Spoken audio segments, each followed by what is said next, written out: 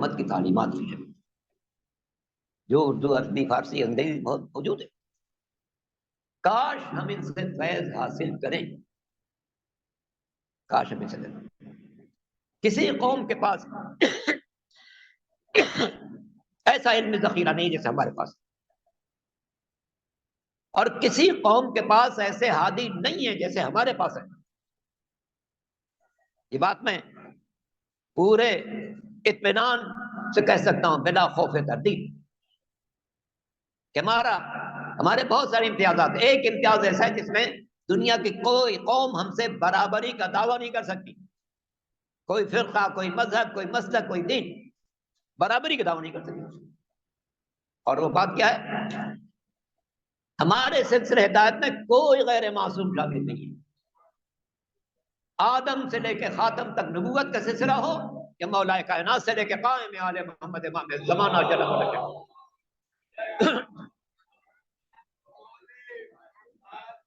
امامت کا سلسلہ، ہمارے سلسلے میں کوئی غیر معصوم، بلکہ ایسے پاکیزہ، ایسے مطہر، ایسے معصوم، ایسے بے خطا دشمن قتل کر سکتا ہے، دامن پر دھبا تلاش نہیں کر سکتا. امیر شام نے سید الشہداء کے بارے میں کہا قاتل ہے، مگر کیا کہتا ہے؟ واللہ ما وجدت فی الحسین نقصا، خدا کی قسم میں نے حسین میں کوئی کمزوری نہیں پائی. بدترین دشمن قتل کر سکتا ہے، گرفتار کر سکتا ہے، قید میں ڈال سکتا ہے، گھر والوں کو تشہیر کر سکتا ہے، مگر کوئی نقص تلاش نہیں کر سکتا. ہمیں اپنے اس سرمایہ پر فخر کرنا چاہیے، اور اس فخر کا راستہ یہ ہے ہم ائمہ تحریم کی تعلیمات کو سیکھیں، ان کی روشنی میں قرآن کو سمجھنے کی کوشش کریں، اور اپنی زندگی کو اس سانچے میں ڈھالنے کی کوشش کریں. دیکھیں ہمارا قرآن ہم سے کیا کہتا ہے، مولا علی ہم سے کیا کہتے ہیں، امام حسن مجتبیٰ کیا کہتے ہیں، امام حسین کیا کہتے ہیں. جس طرح مولا کی کتاب نہج البلاغہ ہے، اسی طرح امام حسین کی کتاب بلاغت الحسین ہے، اسی طرح امام حسن مجتبیٰ کی کتاب کلمۃ الامام الحسن ہے. اسی طرح تمام ائمہ کے ارشادات موجود ہیں، ان کا موجود ہونا اور ہمیں ان کے حاصل کرنے کی کوشش کرنا. اور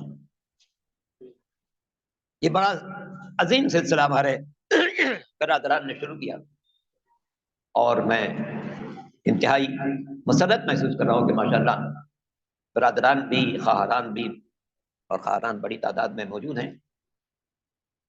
اور یہ بات تو سبھی جانتے ہیں کہ تعلیم کے معاملے میں بچے اتنے آگے نہیں بڑھ رہے جتنی بچی آگے بڑھ رہی ہیں. درود پڑھیں محمد علیہ.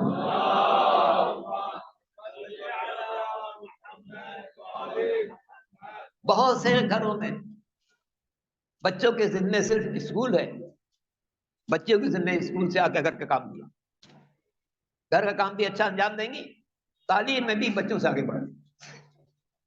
تو ماشاءاللہ یہاں بھی ظاہر ہے کہ بچوں سے زیادہ بچیوں کی تعداد ہے. ظاہر ہے کہ یہ عظیم خدمت ہے جو آپ لوگ ان بچیوں کے انجام دے رہے ہیں. اسی میرے استاد معظم رہبر قبیلہ انقلاب اسلامی آیت اللہ العظمہ امام خمینی علیہ اللہ مقام فرمایا کرتے تھے کہ بہترین آغوش ہو تو بہترین انسان پرواز کرتا ہے، بہترین انسان. اور مثالاً کہتے تھے جناب فاطمہ جیسی خاتون ہو تو حسن حسین جیسے بچے بننا.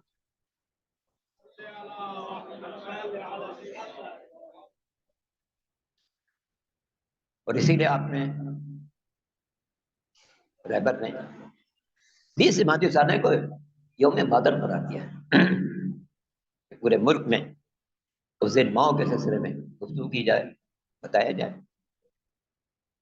یہ ایک بہت اچھا قدم ہے جو آپ حضرات نے برادران نے اٹھایا کہ قرآن فہمی کے سلسلے میں آپ نے لڑکوں کو، برادران کو بھی شریک کیا ہے، خواہران کو بھی شریک کیا ہے. اور جب بھی انشاءاللہ کمال کی منزل تک پہنچائیں گی اور صاحب اولاد ہوں گی تو اپنی اولاد کو بھی اس راستے پر چلائیں گی کہ جو آل محمد کا پسندیدہ راستہ ہے. ماؤں نے بڑی خدمات انجام دی، بعض ماؤں نے غیر معمولی استقامت دکھائی ہے. جناب ابراہیم علیہ السلام جب جناب حاجرہ کو مکے کی سرزمین پر چھوڑ کر روانہ ہوئے تھے، آغوش میں چھوٹا سا بچہ، اور وہاں کچھ نہیں، ریت اور اطراف میں سنگلاخ پہاڑیاں. جانے لگے. جناب حاجرہ نے پوچھا آپ یہاں چھوڑ کے جا رہے؟ میں ہاں. کیا حکم خدا یہی تھا؟ کہا حکم خدا یہی. ورنہ اگر حکم خدا یہی تو اسی میں یقیناً بہتری ہوگی. اب سوچتا ہوں کہ جب رات آئی ہوگی، ایک پرہول سناٹا، ایک ماں ہے اس کے آغوش میں چھوٹا سا بچہ، نہ کوئی انسان ہے وہاں، نہ کوئی جاندار ہے، نہ کوئی درخت ہے، نہ کوئی مکان ہے، نہ پانی ہے، نہ سبزہ ہے.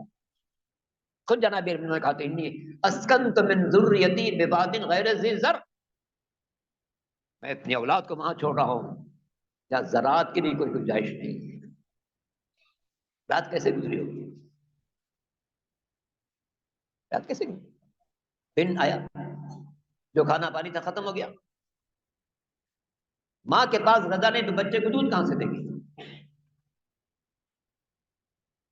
اب نوبت وہ آئی کہ ماں خود بھوکی، بچہ بھی بھوکا. ماں اپنی بھوک برداشت کر سکتی ہے، بچے کی بھوک برداشت نہیں کر سکتی.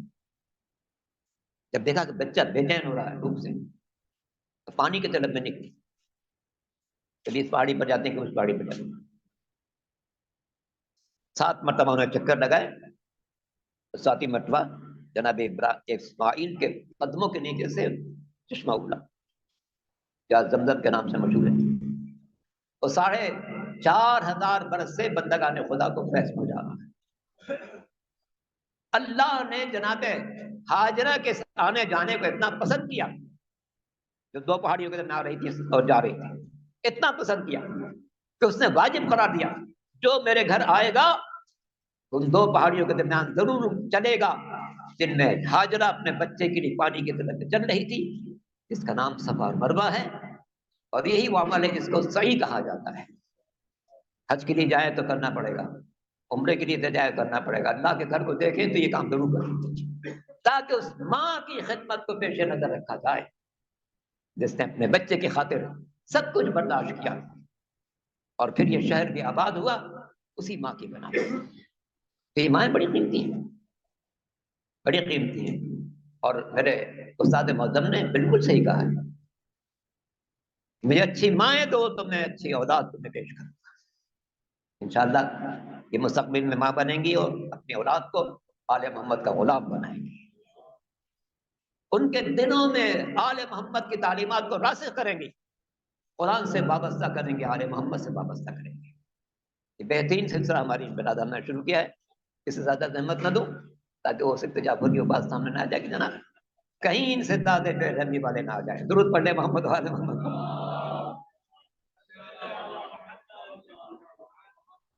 یاد رکھیں میں نے جس آیت کی تلاوت کا شرف حاصل کیا، ان ھذا القرآن یہدی للتی، یہ قرآن رہنمائی کرے گا اس راستے کی طرف جو سب سے پائیدار ہے.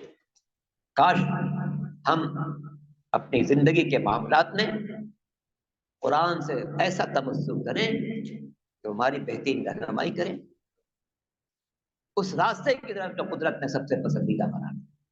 قرآن محمد کی تعلیمات کو ہم کوشش کریں. ہر امام کی تعلیمات اس مشین کے اندر موجود ہے، چھوٹی سی آپ کے ہاتھ میں ہوتی ہے. ہر امام کے بس کم کچھ ارشادات دیکھیں امام نے کس طرح سے ہماری زندگی کو سجانے سنوارنے کی کوشش کی ہے.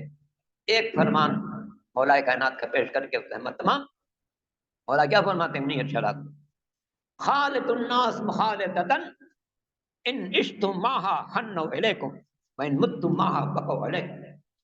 دیکھو بندگان خدا کے درمیان اس طرح رہو، جب تک زندہ رہو لوگ تمہارے مشتاق رہیں، اور جب دنیا سے گزر جاؤ تو آنکھیں تم پر اشکبار رہیں. خدا بندہ تیری بارگاہ میں التجا کرتے ہیں، تجھے محمد مصطفیٰ کا واسطہ، علی مرتضیٰ کا واسطہ، خاتون جنت کا واسطہ، امام حسن مجتبیٰ کا واسطہ، حسین غریب کا واسطہ، تمام ائمہ طاہرین کا واسطہ، آج کے اس اجتماع کو اپنی بارگاہ میں قبول فرما. ہمارے برادران نے جو یہ قرآن فہمی کے سلسلے میں بہترین عمل شروع کیا ہے اسے تکمیل تک پہنچانا. اسے بہتر سے بہتر کامیابی عطا فرمانا۔ یہ بچے اور بچیاں جو آج شریک ہیں میرے مالک، ان کو مستقبل میں قرآن کے مطابق بہترین زندگی گزارنے کی سعادت نصیب فرمانا، منتظمین کی توفیقات میں اضافہ فرمانا، بیماروں کو شفا کامل عطا فرما، جو پریشان حال ہیں پریشانیاں دور فرما، جو مقروض ان کے قرضوں کو ادا فرما، جو بے اولاد ہیں ان اولاد کے نعمت سے سرفراز فرما، تمام مقدس مقامات کی حفاظت فرما، دنیا کے مظلوموں کی مدد فرما، فلسطین کے مظلوموں پر رحم فرما، ان کے خلاف جو جا رہی ہے تو اس کا خاتمہ فرما، جنت البقیع کی تعمیر نو کے اسباب فراہم فرما، ہم سب کو تمام ائمہ تعلیم کی زیارت نصیب فرما، روز قیامت ان کی شفاعت نصیب فرما۔ ربنا تقبل منا انك انت السميع العليم ان الله وملائكته يصلون على النبي يا ايها الذين امنوا صلوا عليه وسلموا تسليما